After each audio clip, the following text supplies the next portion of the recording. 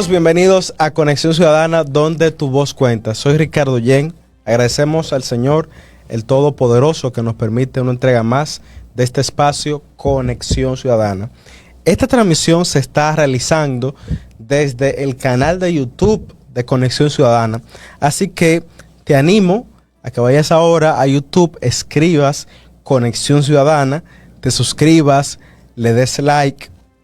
Además de eso, durante esta transmisión en el canal de YouTube de Conexión Ciudadana, puedes emitir tus juicios y tus comentarios de esta transmisión, así como de los videos que están colgados en nuestra plataforma. Del mismo modo, Conexión Ciudadana se está transmitiendo desde la emisora digital Cordillera FM en Facebook. Asimismo, puedes ir a Cordillera, suscribirte y seguir esta transmisión en vivo. De la misma forma, la transmisión se está realizando desde mi cuenta personal de Facebook como Ricardo Yen RD. Le puedes dar like igualmente, suscribirte, seguir la página, mi página personal, y emitir tus juicios y comentarios durante esta transmisión en Conexión Ciudadana. Desde este espacio nos hemos propuesto analizar 4 temas fundamentales para la vida de este municipio de Bonao y en el municipio de Bonao, a toda la provincia Monseñor Noel y toda la República Dominicana, la tierra de mis amores.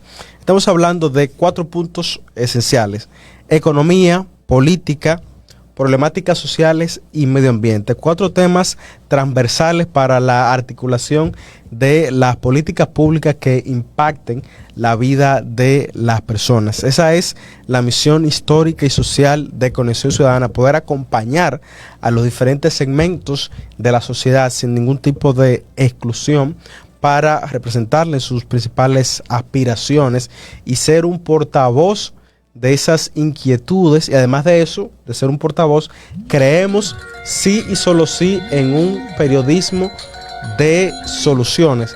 Esto significa que este periodismo de soluciones se le puede, a través del periodismo de soluciones, abogar para que se lleven, valga la redundancia, las soluciones a las diferentes problemáticas de la vida de las personas. Y es por eso que, insisto, creemos en un periodismo de soluciones. Y esa es parte, en gran parte, la misión de Conexión Ciudadana: creer y apoyar el periodismo de soluciones en nuestro país. Señores, desde Conexión Ciudadana, como hemos planteado, abordamos temas cruciales, fundamentales en el municipio de Bonao y de toda la provincia y el país. Desde este espacio han perfilado diferentes figuras del mundo académico, del mundo intelectual, político, empresarial. Además, dirigentes comunitarios han participado. Las fuerzas vivas de esta localidad de Bonao y del país se han dado cita en Conexión Ciudadana para orientar a las grandes mayorías, para orientar al pueblo. Y como hemos dicho, no creemos en la exclusión. Por eso todas las fuerzas que se han acercado y que también hemos invitado, tratamos de que tengan el suficiente equilibrio, porque insisto, creemos en un periodismo de soluciones. Señores, hay un tema bastante importante. Nosotros tenemos en la agenda de Conexión Ciudadana, insisto, abordar temas cruciales. Y hay un tema que, a nuestro juicio, debe llamarnos poderosamente la atención, y es que no hemos visto como país una visión común de destino. Y eso lo digo porque gobierno tras gobierno de los diferentes colores y partidos hemos adolecido de una visión común de destino, y eso lo manifiesta, por ejemplo, una serie de proyectos, de obras de infraestructura que deben darse, que deben de materializarse. Sin embargo, está como un poco lento, y eso lo refleja incluso la baja inversión en gasto de capital, es decir, en proyectos de infraestructura que la República Dominicana debe llevar. De acuerdo al presupuesto general del Estado, se está invirtiendo un 2% en gasto de capital, cuando los organismos internacionales recomiendan que debe ser de por lo menos un 3%. Esto quiere decir que el 88% del presupuesto general del Estado, según las estimaciones que se han realizado, se está yendo en gasto corriente, sueldo, subsidio, y eso no eleva la productividad, y es por eso que para el año que viene las autoridades tienen que hacer los ajustes que sean necesarios, porque si no se elevan los gastos de capital, vamos a tener una economía relativamente frisada, porque precisamente los proyectos de creación de infraestructura, de puentes, de caminos vecinales, de plantas energéticas, eso dinamiza, tiene un efecto dominó en la economía. Entonces se debe enfocar por ahí, y es por eso que digo que hay una poca visión común de destino, porque adolecemos de un plan de infraestructura a nivel nacional. Señores, vamos a ir a una pausa comercial para continuar con este interesante tema. Recuerda que estás en Conexión Ciudadana, donde tu voz cuenta.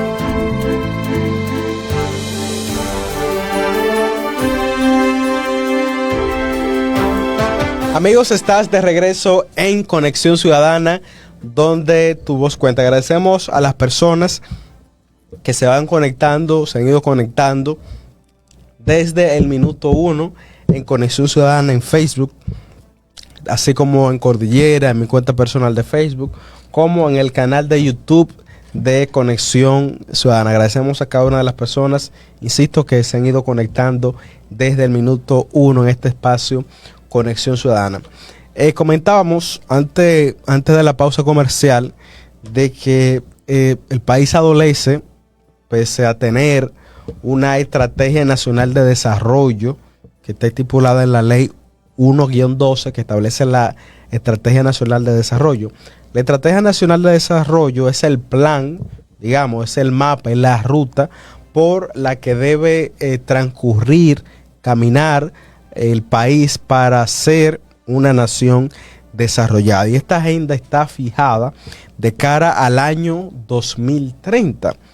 Esa misma estrategia nacional de desarrollo establece una serie de pactos, de parámetros, de indicadores para que el país siente las bases para ser un país desarrollado. Dentro de los pactos más cruciales que toca esta estrategia está el pacto educativo, el pacto fiscal y el pacto eléctrico. Entonces, se han firmado esos pactos, se supone que ya ha debido rendir mejores frutos, pero sabemos que hay una serie de escollos y de desafíos y de tiempo necesario para que eso tenga un impacto en la realidad. Entonces, la Estrategia Nacional de Desarrollo no solamente se enfoca en esos tres pactos, sino en una serie de indicadores que la República Dominicana debe, insisto, pasar, transcurrir, caminar, para que sea un país desarrollado. Y uno de los tópicos fundamentales es el desarrollo de infraestructura a nivel nacional, a nivel provincial, a nivel municipal, que en cada municipio existan proyectos de infraestructura que impacten la vida de las personas. Y es por eso que en esa misma Estrategia Nacional de Desarrollo, aparte de esos tres pactos, hay una serie de obras que se deben de realizar para crear las condiciones para que cada rincón de la República Dominicana pueda dar y tener las condiciones para ser desarrollado. Vamos a ir a una pausa comercial para continuar en este interesante tema en Conexión Ciudadana. Recuerda que estás en Conexión Ciudadana, donde tu voz cuenta.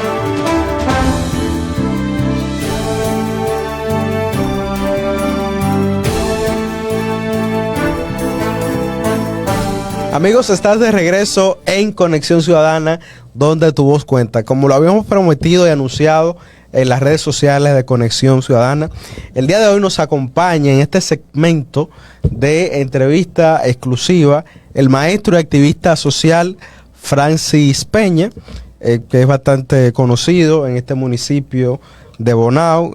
Francis, gracias por haber aceptado la invitación a Conexión Ciudadana. Gracias por la invitación y nosotros siempre felices de compartir este espacio con ustedes. Gracias, Francis. Francis tiene funciones multifacéticas de maestro, activista social, además de eso es psicólogo, ha tenido una labor social en este municipio de Bonao de muchos años y además conecta muy bien con un segmento de la población que es crucial para cualquier proceso como la juventud. Francis, tú sigues temas cruciales y fundamentales de la vida del país y un tema que tú has abordado mucho desde tus plataformas digitales han sido los proyectos de infraestructura. Yo soy de lo que pienso, y podemos conversarlo, de que como país adolecemos de un plan de infraestructura a nivel nacional que sea ambicioso, en el sentido de que los actores políticos, sociales, económicos puedan empujar, digamos, una iniciativa que nos coloque, que al país le den un salto adelante. Ahí se hacen programas de gobierno que generalmente no se cumplen, ni un 30%. De hecho, tampoco la gente vota por programa de gobierno. Eso se hace para llevarlo a la Junta y todo eso. Pero adolecemos de eso. Entonces, nos gustaría que tú nos menciones de los principales proyectos de infraestructura que tú consideres que van a marcar un antes y un después en la República Dominicana. Bien, muy buen tema. La verdad es que nuestro país es un país que durante más de 25 años ha presentado un crecimiento sostenido por encima del 4%. Creo que en base a la realidad de nuestros vecinos, Centroamérica, el Caribe, República Dominicana es un país modelo y como tal así se vende. Ahora, ese bienestar, ese estado de crecimiento y bienestar es algo que quizás no se refleja tanto en el dominicano de a pie como nosotros. Creo que falta mucho una visión de Estado. Aquí nuestro país tiene un modelo muy presidencialista y creo que eso es lo que hace que entre un gobierno y quizás de un partido distinto y tú ves que hay proyectos que era por ser proyectos bandera del gobierno anterior no se le da quizá un seguimiento. Creo que eso debemos cambiarlo porque los proyectos, si bien pueden ser impulsados por un partido o gobierno, el fin es el pueblo y el pueblo somos todos. Cuando tú vas al hospital provincial, un hospital moderno, a ti no te preguntan si tú eres del partido azul o el partido negro o el morado o el rojo. A ti te dan tu servicio. Y creo que los proyectos como tal, al final es a la población en general. Ahora bien, pasando al tema principal de la pregunta, los proyectos fundamentales, hay muchas aristas. Por ejemplo, nuestro presidente Luis Abinader llegó con una agenda de proyectos faraónicos, proyectos con un sentido de transformación social. Sin embargo, quizá por la falta de visión de muchos funcionarios que le acompañan, quizá esos proyectos muchos no se han podido despegar. Un ejemplo de ello es el puerto de Manzanillo, un proyecto que ahora en este mismo momento hay muy pocas personas con la información adecuada de qué fase está, qué conlleva, pero sí. Está en stand-by esa.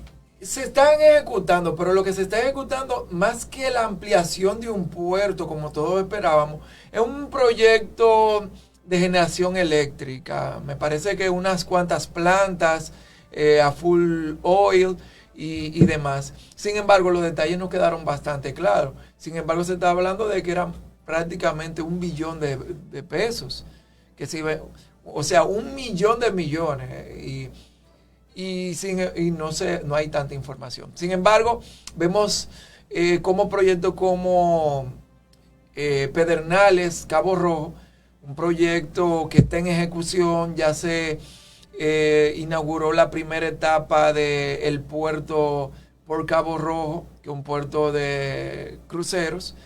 En su primera etapa ya tiene la capacidad de recibir hasta 2 cruceros de manera simultánea. Cruceros que en uno solo puede traerte, ¿cuántos? 7.000, 8.000 turistas de un golpe. Estamos hablando de que pueden recibir incluso hasta 2, especialmente de la talla de los Royal Caribbean, que son los más grandes del mundo. Sin embargo, se prevé una segunda etapa que va a ampliar a 4 la recepción de estos y un parque también acuático que estaría dentro del complejo del puerto. Pero viene acompañado de otros, ese mismo proyecto de Cabo Rojo viene acompañado de más de 7 hoteles, todo incluido. En la misma zona ya hay como 4, varios de la marca Hyatt y Hilton ya se aventuraron, porque es una aventura, un polo turístico no explotado, virgen, y estos se incursionaron en ello. Cabo Rojo es el nuevo el Punta Cana del Sur. Es al igual que Balaguer por allá por los 70, cuando empezó el proyecto de Puerto Plata, que hizo el Cristo, el teleférico y todos esos proyectos.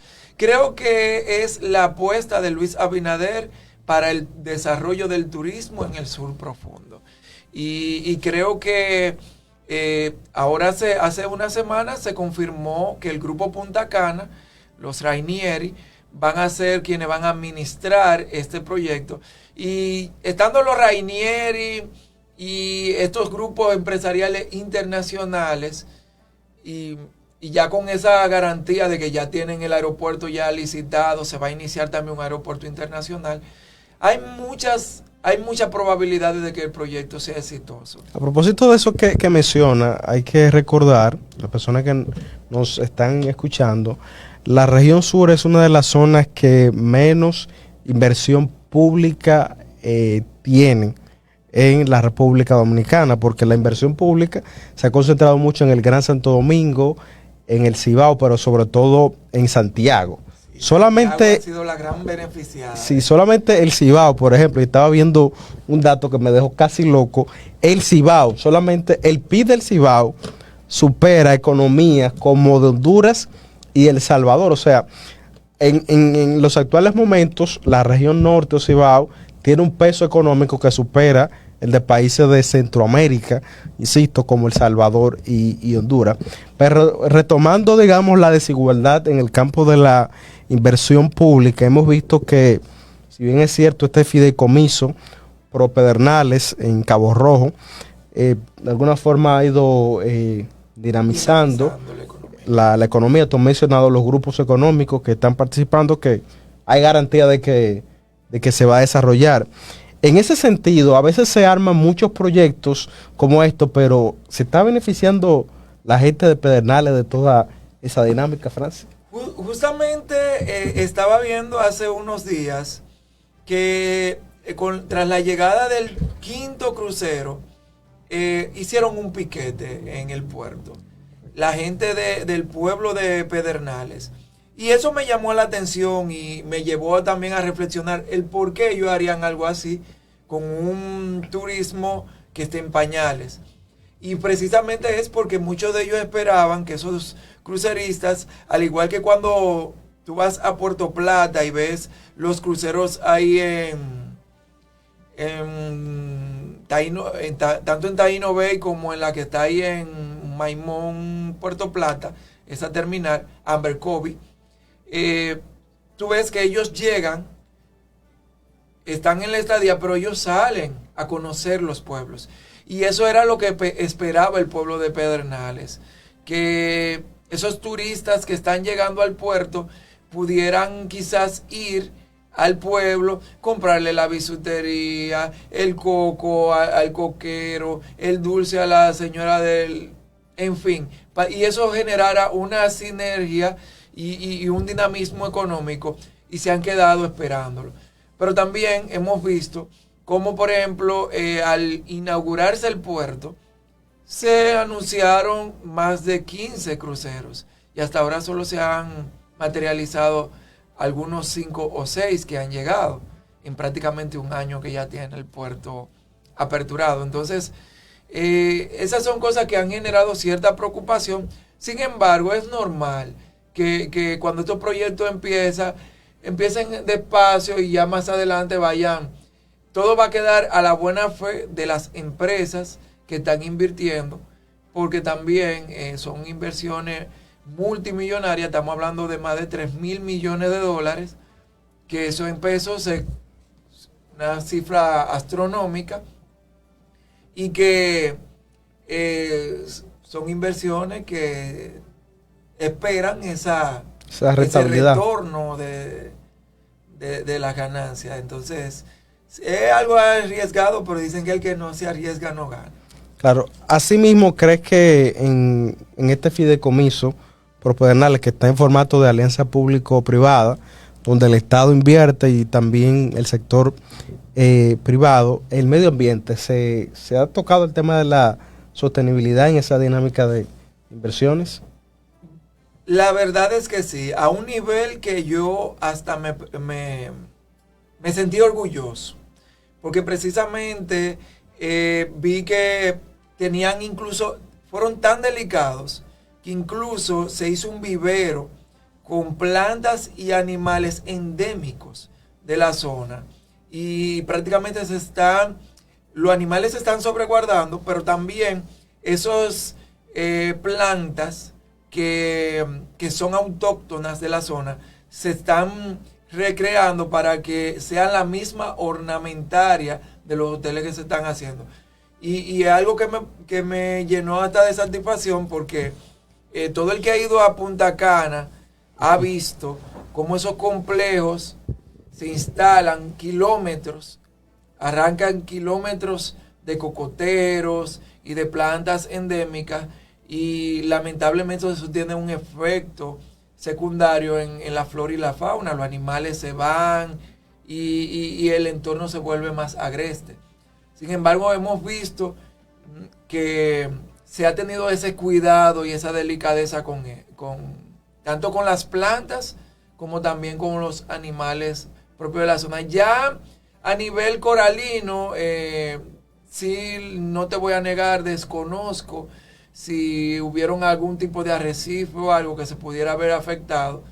Obviamente un proyecto así naturalmente va a tener un efecto, un impacto ambiental.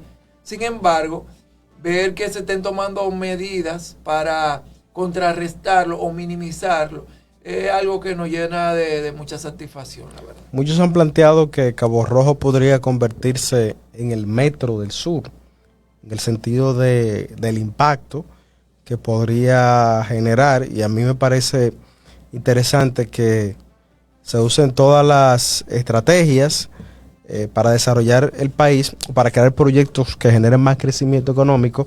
En este caso, un nuevo polo turístico en la región sur, pero lo más interesante es cómo la gente también participa, porque a veces tú puedes tener un proyecto económico muy rentable, muy bueno, pero el que está ahí está como excluido, sí, está como al margen de ese mismo crecimiento que tiene su propia localidad o demarcación. Entonces eso como que me parece que hay que prestarle mucha atención. Sí, definitivamente creo que es un reto que tienen las autoridades a superar esa parte, involucrar más a las comunidades, porque esos proyectos así, independientemente de todo, hay que involucrar a la comunidad para que en verdad tengan...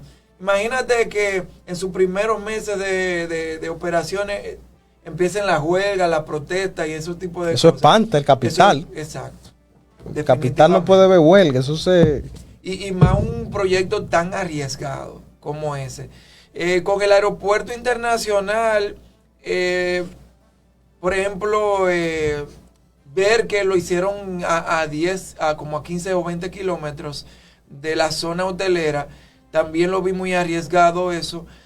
Ver también como aeropuertos cercanos como el María Montés, que prácticamente está en desuso, me llenó un poquito de alegría una vez, hace como un año o dos, que Boeing anunció una planta de mantenimiento de sus aeronaves aquí, pero el grupo Punta Cana a los 2 o 3 meses lograron llevárselo para el aeropuerto de Punta Cana, que dicho sea de paso, es el aeropuerto que tiene más movimiento de personas del país, incluso superando al aeropuerto de las Américas.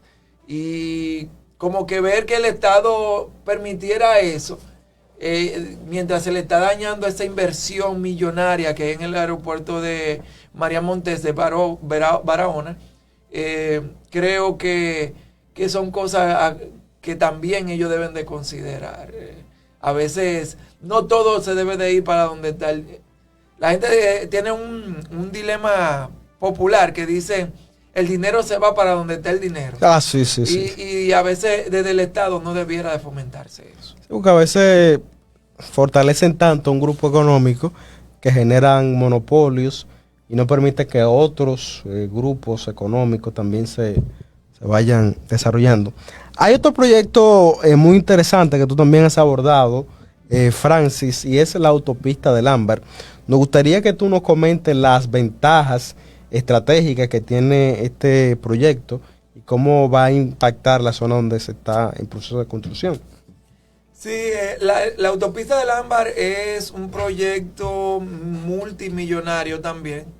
Es un proyecto que promete transformar no solamente la región del Cibao, yo diría que todo el país. Claro. Estamos hablando de una autopista similar, con las características y dimensiones similar a la autopista Duarte.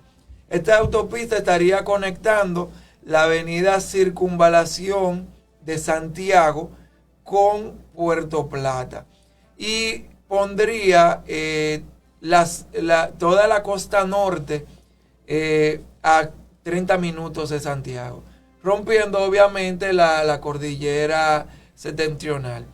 Es un proyecto estamos hablando de trincheras gigantescas, puentes faraónicos, túneles. Claro. Y esta autopista vendría saliendo cerca de donde está hoy el aeropuerto Gregorio Luperón.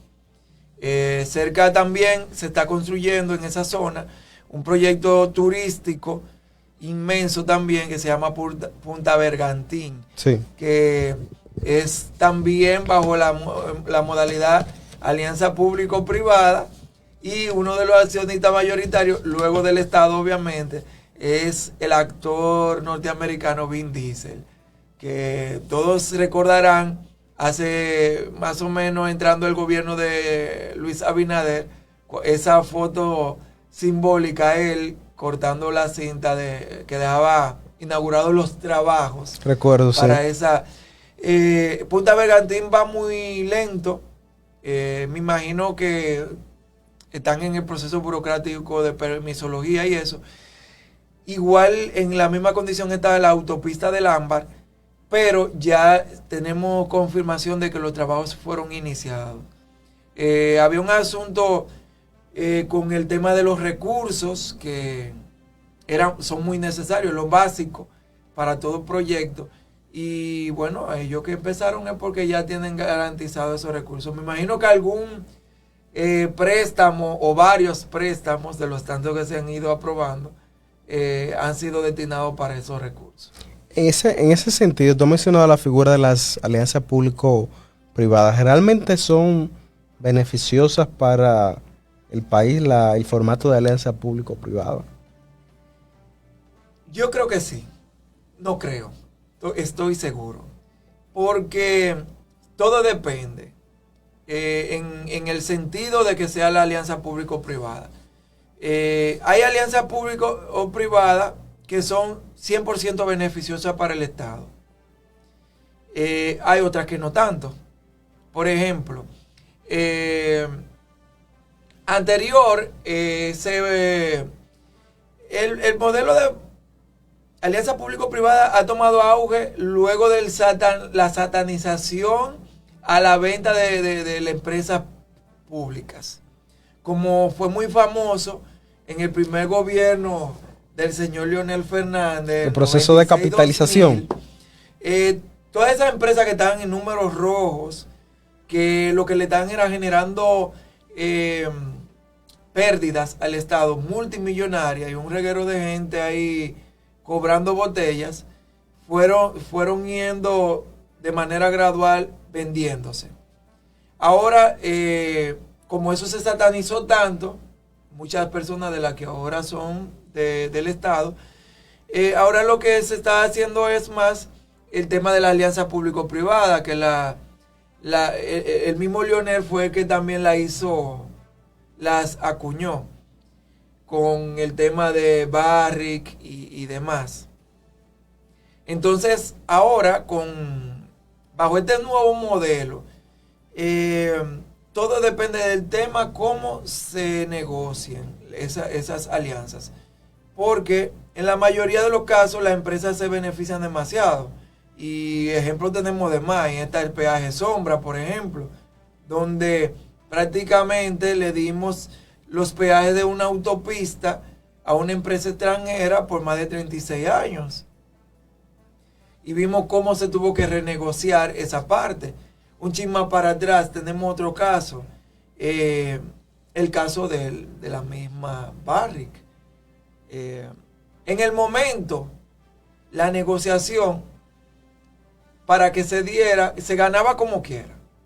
Porque al fin y al cabo era una empresa, en aquel entonces la Rosario Dominicana, que prácticamente lo que estaba dejando pérdidas. Y el Estado estaba perdiendo todo ese dinero. ¿Fruto de qué? De la misma, está más que demostrado que las empresas públicas siempre adolecen de buena gerencia. Y esa parte es lo que hace que sistemas como el socialismo a veces no funcionen. Pero también pasa, por ejemplo, el banco que tenemos, el Banreserva, es un banco del Estado, funciona igual o mejor que cualquier otro banco privado, con los desafíos que tiene. Hay instituciones públicas que tú vas, a mí me da la impresión de muchas instituciones públicas que tú vas y tú sientes que tú estás yendo a una institución privada.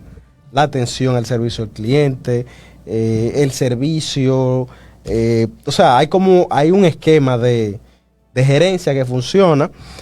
A veces pasa que mucha gente del sector privado, de manera estratégica, también pueden desacreditar una institución pública con la finalidad de adquirirla a precio de vaca muerta. Entonces, eso tiene... Ahí yo volvería al tema, al cómo iniciamos la conversación, la continuidad de Estado.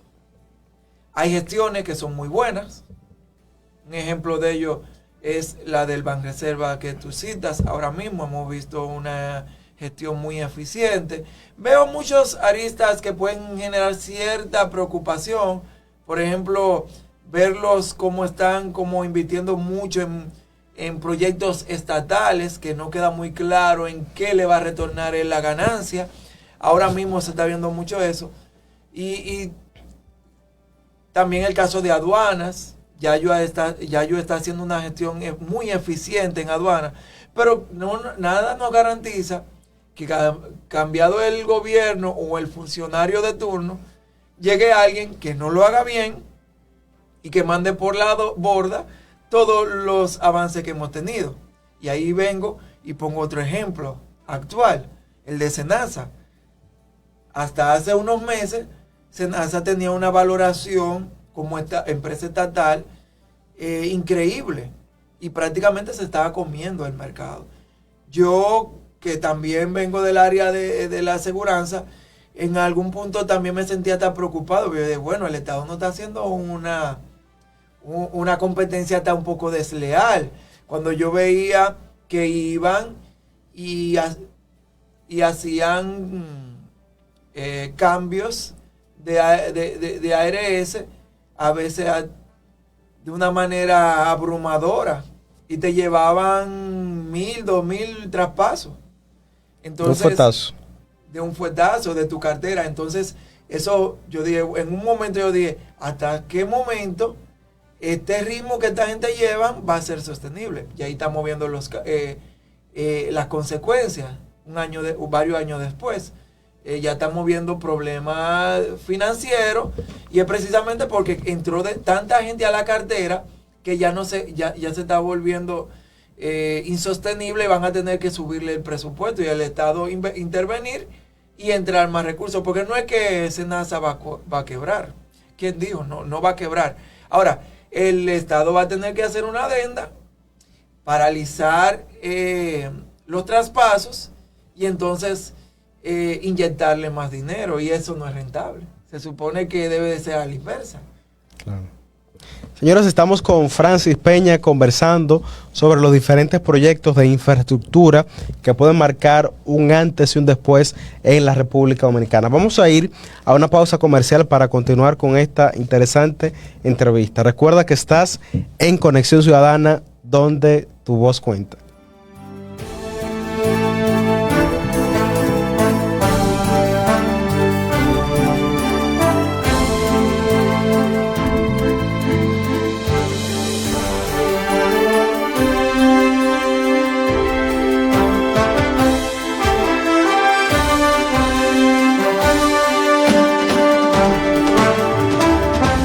Servicios legales de la abogada Berenice Serí Mejía. Este despacho legal ofrece servicios de contrato de alquiler, transferencia inmobiliaria, permiso de menores, constitución de compañía para los emprendedores que desean insertarse en la economía de manera formal, traspaso de vehículos, solicitud de pasaporte, certificación IPI, certificación de estado jurídico de inmueble, así como servicios de copias e impresiones. El horario es de lunes a viernes de 8 de la mañana a 6 de la tarde y los sábados de 9 de la mañana a 12 del mediodía. Este despacho legal está ubicado en la calle Francisco Villa Espesa número 6 en el sector de Villa Liberación, Bonao. Puedes comunicarte marcando al 829-272-0330.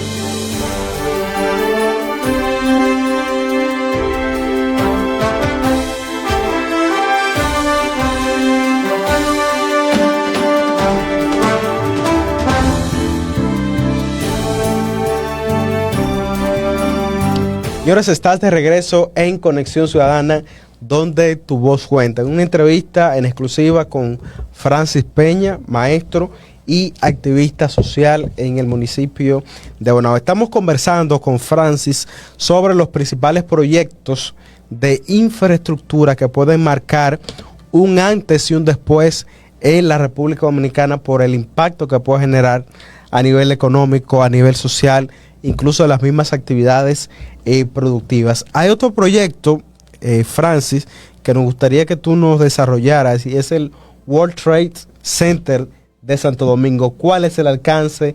¿Cómo va a impactar a la República Dominicana? ¿Cómo nos vamos a beneficiar como país? ¿De qué se trata? Sí, efectivamente. Yo sé que a mucha gente le parecerá el nombre ya conocido, World Trade Center, porque precisamente este es una franquicia. Y es la misma franquicia que tenían las Torres Gemelas, que en 2001 fueron destruidas por actividades terroristas. Esta franquicia está en las principales capitales económicas del mundo. Y que no es poca cosa, ¿eh? No. Y justamente en nuestro país, este edificio será, o este complejo, porque es un complejo de varias torres, será el que tendrá esta franquicia. Es la primera franquicia World Trade Center de Centroamérica y el Caribe.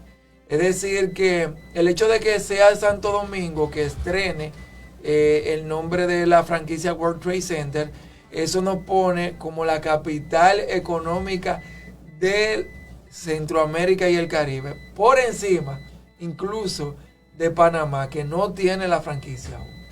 Aunque quizás es cuestión de tiempo que alguien adquiera esta. En ese mismo sentido, es un complejo de 4 torres que se sumarán al complejo de lo que hoy es el Blue Mall Santo Domingo. Eso está en la Winston Churchill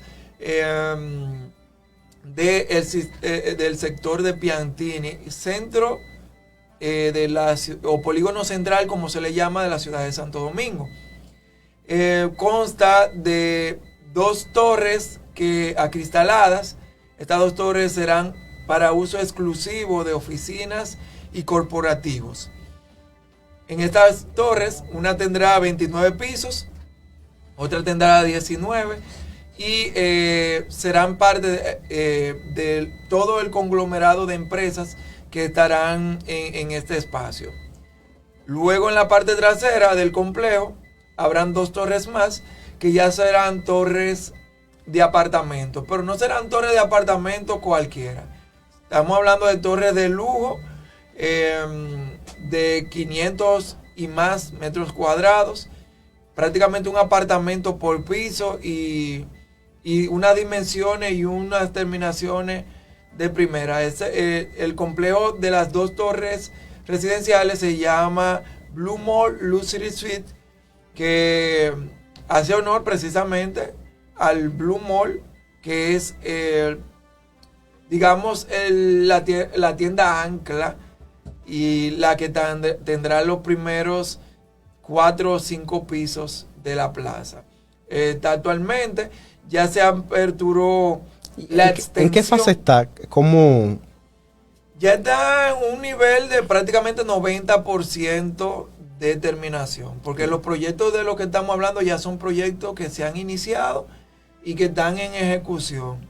Ustedes saben que como dominicanos siempre estamos acostumbrados a ver que los proyectos vienen, se empiezan, pero no se sabe cuándo se termina.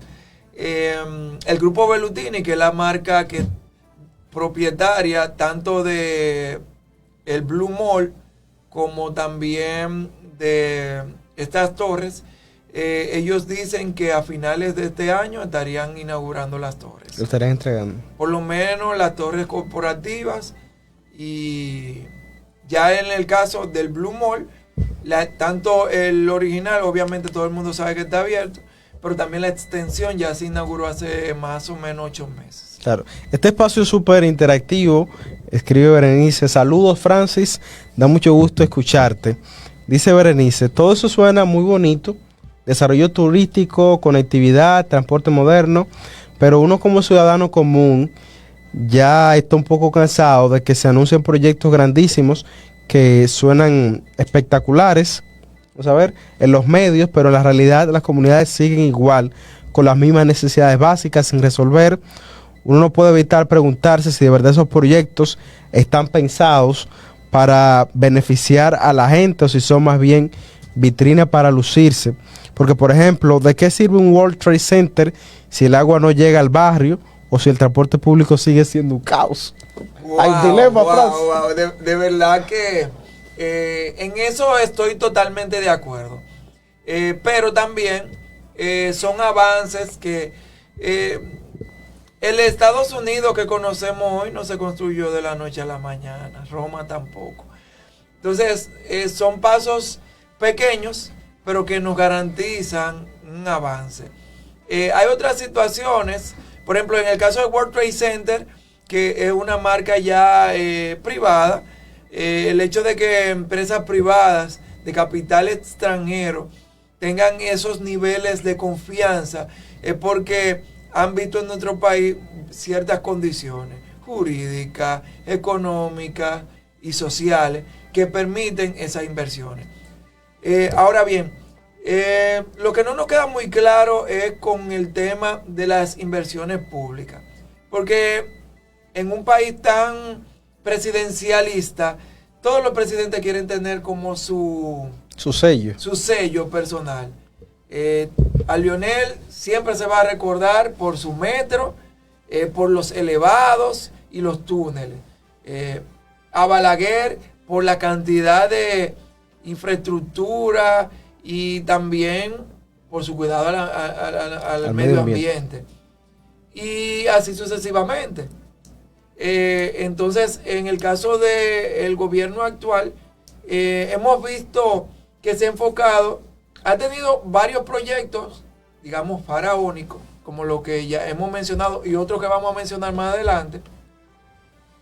Pero también hemos visto que fuera de esos 8, 10 proyectos, han sido proyectos pequeños y se han ido más a las municipalidades. Hemos visto cómo ayuntamientos se han visto, como el de Bonao, se han visto manejando cantidades impensables de recursos. Por ejemplo, está viendo, se siente. A un síndico de Bonao, ¿quién le hubiese dicho 15 años atrás que podía manejar un presupuesto de más de 1.000 millones de pesos? Se está viendo eso, Francis. Creo que quizás no al nivel que pudiese esperarse, porque a veces el mismo populismo nos lleva a hacer inversiones innecesas. Porque, por ejemplo, me la estoy jugando, Ricardo, hablando de esto. Pero sí, por ejemplo, yo he visto, por ejemplo, inversiones en parques, 70, 80 millones de pesos, que yo digo, pero... se votaron. Y en barrios que quizás no le van a dar el cuidado que amerita, sin denigrar, que quizás pudieron haber hecho el mismo parque, más sencillo, y los otros recursos destinarlo a cosas más importantes. Me preocupa, por ejemplo, ver ciudades como las nuestras, Bonao, una ciudad que ha crecido, en los últimos 40 años ha tenido un crecimiento exponencial inmenso, que ha multiplicado por 2 su población y que tenga la misma infraestructura de hace 50 años. Esas son cosas que nos preocupan. Y ver que muchos políticos no le dan tanta importancia o no tienen... no está en el debate la visión de decir, cónchale, la avenida Las Hortensias está acaparándome todos los comercios grandes. Ahí tengo la universidad, tengo el hospital provincial. Y cónchale, no le he hecho ni siquiera Sericontenes. Esas son cosas que ellos no se den cuenta, es preocupante, pero que no tengan ni siquiera del círculo de ellos que se lo diga, es más preocupante todavía. Es difícil. Y creo que algo que debe llamar, si el alcalde está viendo el espacio, cambie esos asesores, porque creo que se puede hacer más. Claro.